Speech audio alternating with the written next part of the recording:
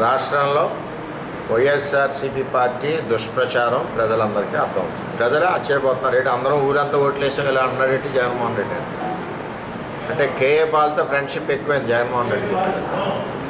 Paul గారు కూడా చెప్తున్నారు కదా, నేను ఎంపీ అయిపోయిన విశాఖపట్నం అసలు నాకు కౌంటింగ్ అక్కర్లేదు అంటే ఒక దుష్ప్రచారాన్ని తీసుకెళ్ళి కౌంటింగ్ సమయంలో మరి ప్రాబ్లమ్స్ క్రియేట్ చేసి కౌంటింగ్ ఆపాలని ఒక ఎత్తుగడ, అన్నిటికంటా ఉద్యోగస్తులు ఏదైతే ఓట్లు ఉన్నాయో బ్యాలెట్స్ వాటన్నిటి మీద కూడా ఏదో రకంగా ఆ ఓటింగ్ పడకుండా గొడవ చేయాలన్నది ఒక ఆలోచనతో వైఎస్ఆర్సీపీ పార్టీ ఉంది. దానికి కూడా రౌడీ షీటర్లో పోలీసు కేసున్న వాళ్ళని ఏజెంట్లు పెట్టారు.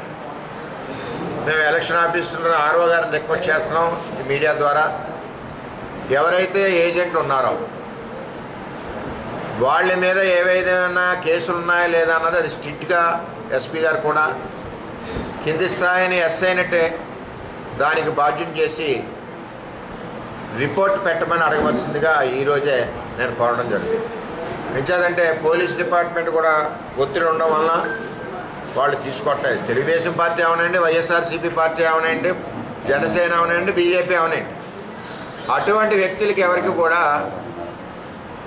బూతుల్లో స్థానం ఇవ్వకూడదు. రెండవది వైఎస్ఆర్సీపీ వాళ్ళు ఇండిపెండెంట్ దగ్గర ఇవి తీసుకుని వాళ్ళు వస్తూ ఉన్నారు. ఇండిపెండెంట్ దగ్గరికి వచ్చినప్పుడు కొంత రూల్ పొజిషన్ ఉంది. వాళ్ళు ఏమి ఖర్చు పెట్టారు ఇప్పటి వరకు ఎలక్షన్లో, ఖర్చు అసలు అయిందా లేదా, ఏమి అవ్వలేదంటే అతను కావాలని వేసినట్లు లెక్క, ఖర్చు అయింది అంటే ప్రజల కోసం వేసినట్లు లెక్క. ఆ యాంగిల్లో కూడా ఆలోచించి వాళ్ళ అభ్యర్థిత్వ వాళ్ళ ఏజెంట్స్ని కూడా రిజెక్ట్ చేయవలసిన బాధ్యత కూడా ఉంది. ఎందుకంటే వైసీపీ వాళ్ళు ఒత్తిడితో జనాలను అక్కడ పెంచి ప్రాబ్లం క్రియేట్ చేసి అల్లరి క్రియేట్ చేసి ఆ ఎలక్షన్ కౌంటింగ్ ఆఫీసర్ మీద ఒత్తిడి క్రియేట్ చేసి మరి ఇవన్నిటినీ కూడా పోలింగ్ మన ఎంప్లాయీస్ చేసిన ఓటింగ్ ఏదైతే ఉన్నాయో వాటన్నిటి మీద కూడా జరగకుండా చూడాలని దురుద్దేశంతో ఉన్నారు. కానీ అవి జరగదు. ప్రభుత్వం కానీ డీజీ కానీ అందరూ కూడా మరి ఎలక్షన్ కమిషన్ అండర్లో ఉన్నారు.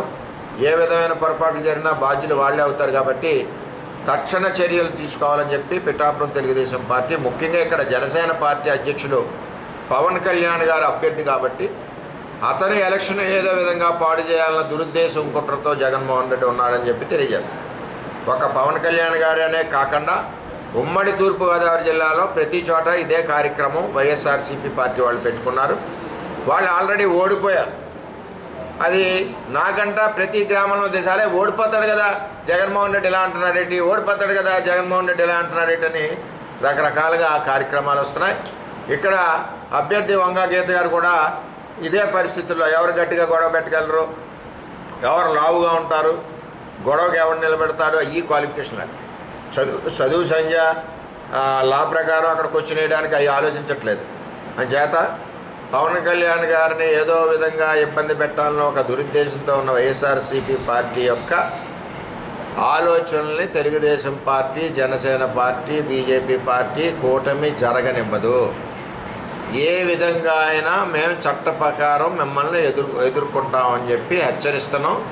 ఈ విధంగా అదేవిధంగా ఆఫీసర్లని కూడా ఆర్ఓని జిల్లా ఎస్పీ గారిని కూడా రిక్వెస్ట్ చేస్తున్నామని చెప్పి తెలియజేస్తున్నాం. సజ్జల రామకృష్ణారెడ్డి మాట్లాడుతూ ఎలక్షన్ కమిషన్ రూల్స్ మన పార్టీకి అనవసరం, మీరు గట్టిగా కనబడండి, ప్రభుత్వ ఉద్యోగుల ఓట్లు వాళ్ళకి పడకుండా డిస్టర్బ్ చేయండి, డిస్క్వాలిఫై చేయించండి.